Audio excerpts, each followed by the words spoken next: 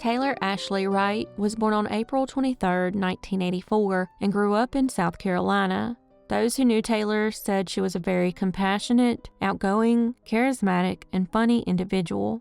At some point, she married Jeff Wright, and they had a son together. However, by 2017, 33-year-old Taylor, who was now living in Pensacola, Florida, was in the middle of a divorce and custody battle with Jeff and was working as a private investigator. Before moving to Pensacola, she worked as a police officer in Jacksonville from 2008 to 2009, and then again from 2012 to 2013.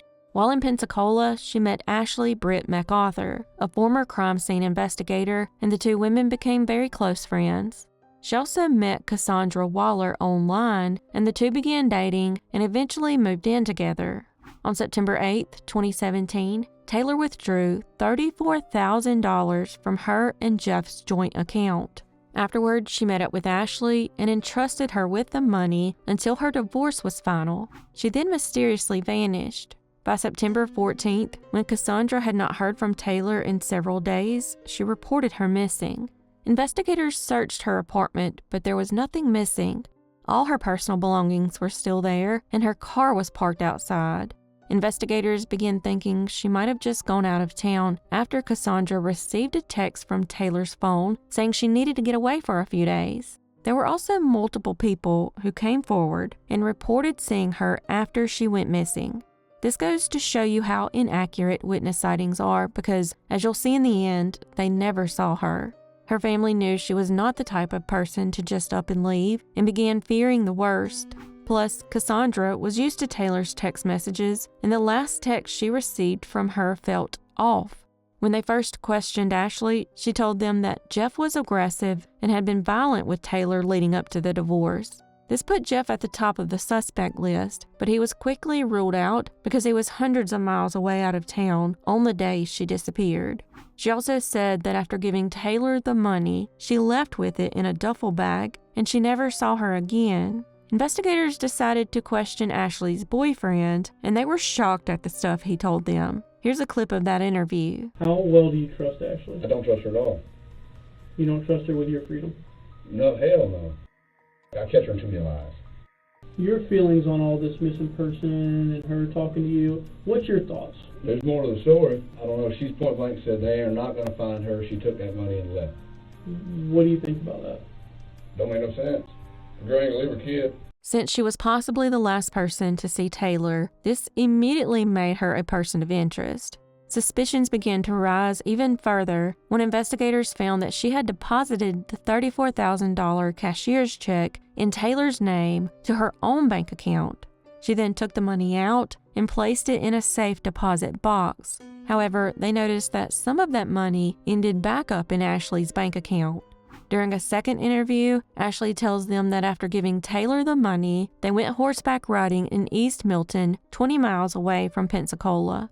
They then went their separate ways after arriving back at Ashley's home.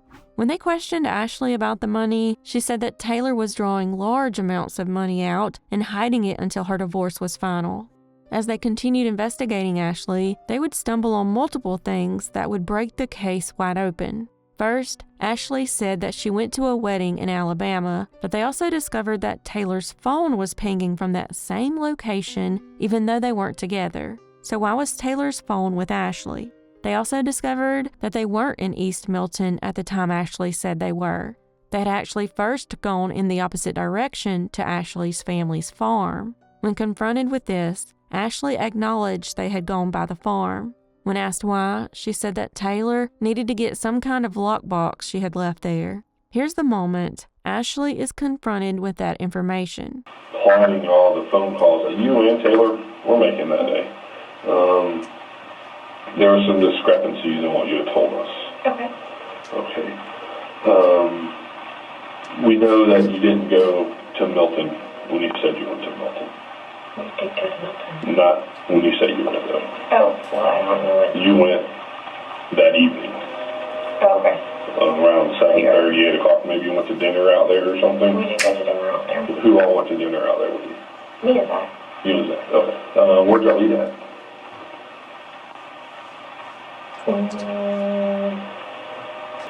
We know that your aunt in Uncle and Kyle own the farm there on Britt Road. Right.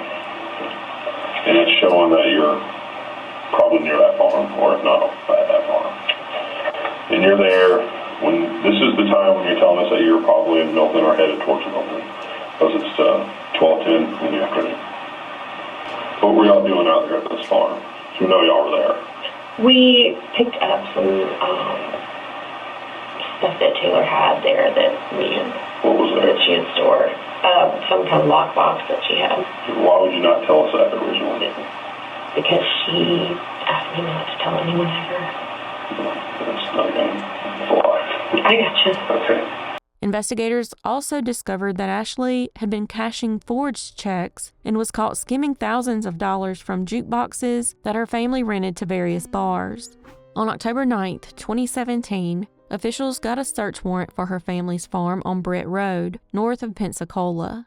Within 2 hours of arriving, they stumbled upon a shallow grave covered with concrete.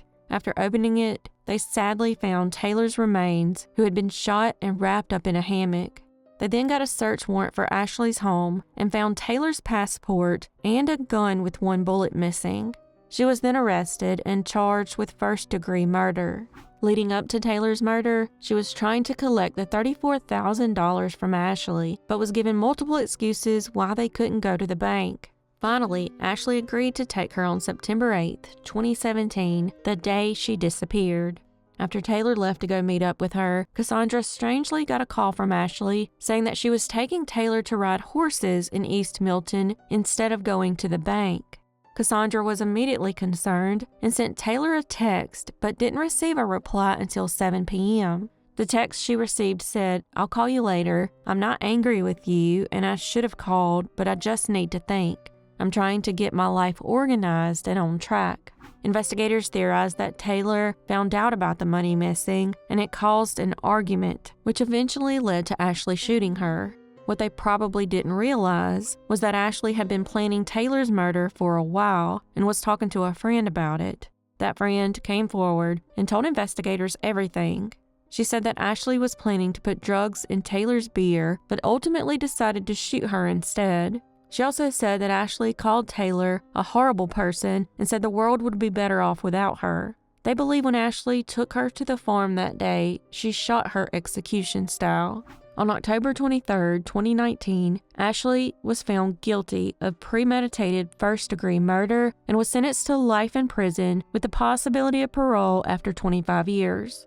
She also received another 7 years in prison for racketeering and fraud charges for stealing from her family's business.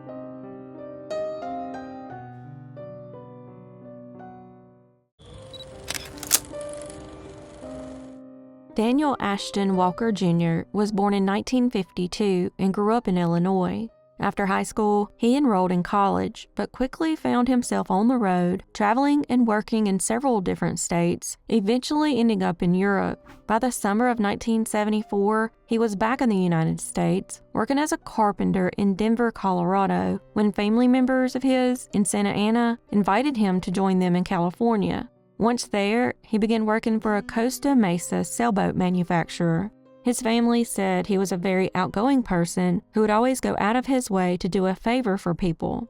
Unfortunately, this would lead to Daniel's untimely demise. By the end of the summer, Daniel was ready to move on. He didn't like the crowds and congestion of Southern California and decided to head back to Colorado. On September 30th, 1974, 22-year-old Daniel was driving through Cajon Pass, north of San Bernardino, California, when he saw an 18-year-old man from Texas who needed a ride. This was not out of character because Daniel was known for picking up a hitchhiker. The man said he needed to go to Flagstaff, Arizona, and even though it was out of his way, Daniel agreed to take him. At about 1 a.m. on October 1st, after the passenger had already fallen asleep in the back, Daniel pulled his blue Volkswagen van over on the side of Interstate 40, about 62 miles west of Needles, so that he could get some rest as well. At about 6 or 6:30 a.m., while he and his passenger slept, someone came up to the van and shot Daniel with 4 blasts from a shotgun. His passenger heard the commotion and Daniel begging for his life before the shots were fired. When he heard the vehicle speed off, he looked out the window and saw a gold 1968 or 1969 Chevrolet or GMC model van fleeing the scene. He quickly flagged down 2 passing motorists, hoping to get some help for Daniel, who was dying from the gunshot wounds. A trucker also stopped and notified the police using his CB radio. The passenger described the killers as 2 white men in their early 20s. The motorists who were flagged down rushed Daniel to Needles Hospital, but unfortunately, he died from his injuries. The suspects only stole $80 from Daniel, but failed to take any other valuables. 33 miles west of the crime scene, the same men had flagged down a delivery man. The men had gotten their vehicles stuck in the sand, and the delivery driver pulled them out. He said that one of the men told him he was going back to Indiana to find his wife and children. They also said they just traded in another vehicle for their gold van, and that they had a shotgun they were using to shoot down posts and sagebrush that they were using to get the van unstuck. After the delivery driver helped them get unstuck, they offered him money, but he declined, and they all went on their way. The killer would elude police for decades until finally, in January 2024, one of the men was identified as serial murderer Thomas Eugene Creech. 73-year-old Creech was already in prison, serving his time on death row, and is actually Idaho's longest-serving death row inmate. Creech was arrested for the November 1974 double murder of 2 house painters, 40-year-old John Wayne Bradford and 34-year-old Edward Thomas Arnold. While on trial for the crime in 1975, he confessed to 42 other killings around the country. In the end, the real number was fewer than 14, and he was only convicted for 5 of those. In addition to Bradford and Arnold, his other victims were William Joseph Dean in Portland, Oregon, Vivian Grant Robinson in Sacramento, California, and fellow inmate David Dale Jensen. Since Creech is already on death row, it remains unclear if they will officially charge him in the case. Also, the other suspect has not been identified, but considering Creech's past, he is most likely the one who pulled the trigger that killed Daniel.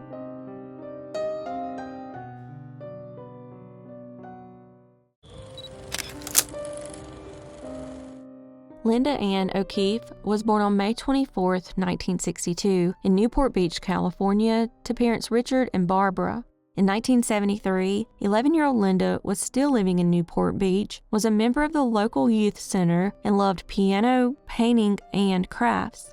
She attended Lincoln Elementary School in Corona Del Mar, which was close enough for her to ride her bicycle. However, on July 6, 1973, her piano teacher gave her a ride to summer school because she was going to walk home afterward. After her second class, she walked to a nearby store called Richard's Market and bought some bubble gum before returning to school in time for her third class. When summer school ended around lunch that day, she decided not to walk and instead went to the school secretary and asked to use the phone so she could call her mother and ask for a ride. However, the secretary told her she would have to wait. Instead of waiting, she went back to Richard's Market, where she saw her friend Brenda. When they left the store, a turquoise van almost hit Brenda, but she was thankfully able to jump out of the way. However, the van stopped near Linda, who was further away. Brenda was too far away to see if the driver and Linda were talking. After the encounter, Linda went back to the school. She was finally allowed to use the phone, but her mother said she was busy with a sewing project and told her to walk home. Linda hated walking home, and when her mother refused to get her, she was mad and hung up and began crying. After walking out of the school, she went and sat down on the corner of Marguerite Drive and Inlet Drive. Sadly, she never made it home that day. When she failed to show up for lunch, her mother became worried and began calling around. Once her husband was home, they both went out looking for her. By 6:42 p.m., when there was still no sign of Linda, they reported her missing. Police began a massive search involving helicopters, but by the end of the day, there was still no sign of her. They finally had a break in the case when a little girl named Janine told officers that as she and her mother were driving, they saw Linda sitting on the corner with a turquoise van parked at the intersection. Janine's mother felt something wasn't right and stopped and parked just down a little ways from where Linda was. When the van left, she planned to write down the license plate, but it turned before reaching her. Unfortunately, she wasn't able to see if Linda was inside, but she did note that Linda was gone. Around this time, a woman who lived nearby said she heard a scream but didn't think much of it until she found out that Linda was missing. The following day, a man who lived about a mile away from Linda's house took his 4-year-old son to a nearby lake to look for frogs. It was there he found Linda's body down in a ditch. At first, he thought she was sleeping, so he reached out and touched her hand. When she didn't respond, he quickly returned home and called the police. It was determined that Linda had been sexually assaulted and strangled to death. Unfortunately, with only a description of the suspect and his van, the case would go unsolved for the next 40-plus years. On July 7, 2018, the 45th anniversary of her murder, Newport Police Department announced they were going to partner with Parabon Nanolabs to try and solve the case using DNA. During this time, they also released photos of the clothes she was wearing and new sketches of the suspect. With the use of genetic genealogy and investigative leads, they were able to identify the killer as 73-year-old James Allen Neal, aka James Albert Layton Jr. Layton was born on July 28, 1946 in Chicago, Illinois, and was the middle child. His family moved to California in 1955, and 4 years later was the start of his long criminal career. His first charge was for burglary in August of 1959 and once again in October of 1959. After the second arrest, he was sent to juvie and paroled on July 1, 1961, but was placed back in juvie on October 16, 1962. He was once again paroled on August 27, 1963, but arrested once again in September 1964. This time, he was tried as an adult and sentenced to 9 months in the Orange County Jail for second-degree burglary. A year later, he was arrested for suspicion of burglary, but it was later dismissed. His parole officer said he had a difficult time forming relationships and holding down a job. After leaving California, he went to Ohio and then to Kentucky, where he trained in a dentist office. That wouldn't last, and he would end up in Denver in August of 1966. Once there, he got a job at a gas station, but was once again accused of stealing. Police said Layton was a chronic liar and would tell people he met that he was married and his wife was pregnant, and that was also his excuse for stealing. He was then arrested in Utah and then returned to Denver, where he was charged with larceny. He was paroled for that crime on July 14, 1971, 2 years before he abducted and murdered Linda. He was arrested again in September of 1973 in Florida, and then again in Denver in 1974 on a parole violation. He was once again paroled in 1975. At some point, while James was in Florida, he changed his name from Layton to Neal and his middle name from Albert to Allen. As for Linda's murder, investigators eventually tracked him down to Monument, Colorado, and arrested him in February 2019. He was then charged with Linda's murder, but he was also charged for a case in California dating back to 2002, where he was accused of lewd and lascivious acts. He pleaded not guilty to both charges, but would never go to trial because on May 25, 2020, he was rushed to the hospital with an undisclosed illness and died a few days later. Sadly, Linda's parents passed away before seeing the case solved.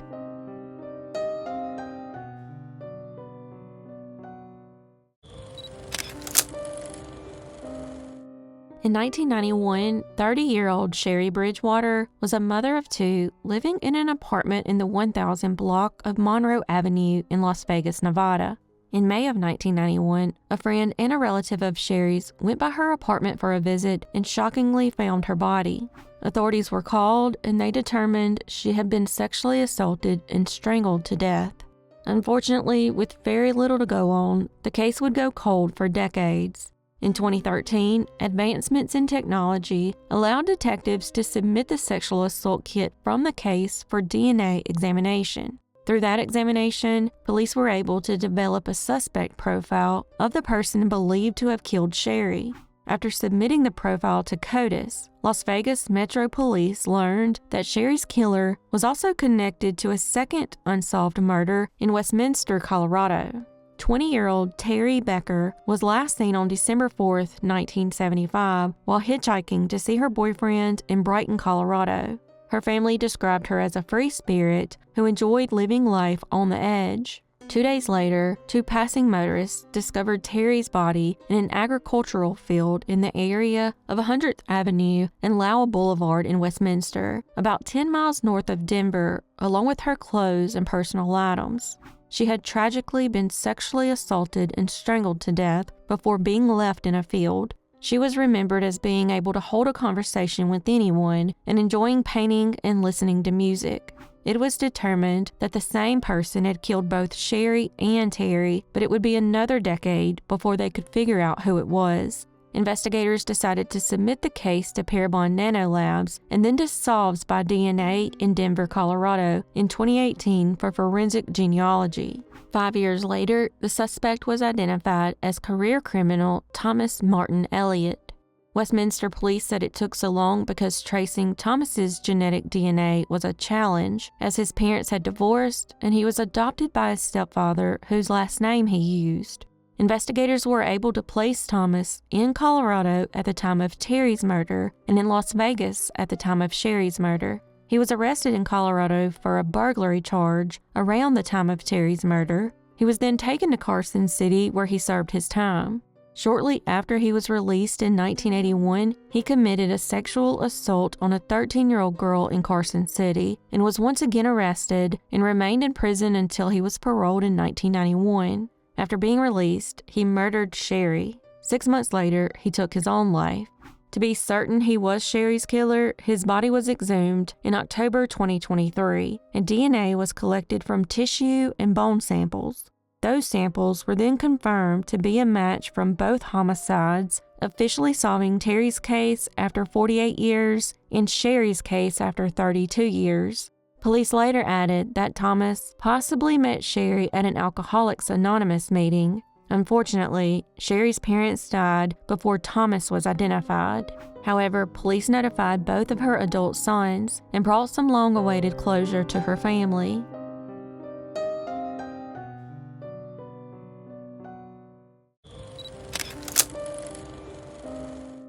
On September 9, 1985, the Jacksonville Sheriff's Office received a call about a body in the 1100 block of North Market Street in the Springfield neighborhood of Jacksonville, Florida. The victim was identified as 38-year-old Mae Ernest, and the cause of death was ruled a homicide. The last person to see Annie alive was 39-year-old Robert Vance, who openly admitted to being with her on the night of the murder. He then agreed to come in for questioning and to take a polygraph, but failed to show up. When investigators went to his apartment, they found it empty and abandoned. At some point, they learned that Robert Vance was an alias and that his real name was Robert Richard Van Pelt. After Annie's murder, Pelt fled to Tampa and began using the name John Leroy Harris. Unfortunately, they were unable to track him down, and the case would go unsolved for the next 38 years. In July of 2023, a family member of Annie's contacted cold case detectives and requested an update on her case. This got the wheels turning in the case, and they were finally able to find out what happened to Pelt. Investigators said they used modern technology and databases to discover that after he fled to Tampa, he was accused of shooting a woman in 1988. The victim thankfully survived, but before he could be brought to justice, he took his own life. They then used fingerprint analysis to determine that Robert Vance, John Leroy Harris, and Robert Richard Van Pelt were all the same person. Investigators are certain that Pelt murdered Annie, and if he were alive today, he would be charged in her case. Unfortunately, there are no details about Annie's life, nor is there a photo of Pelt.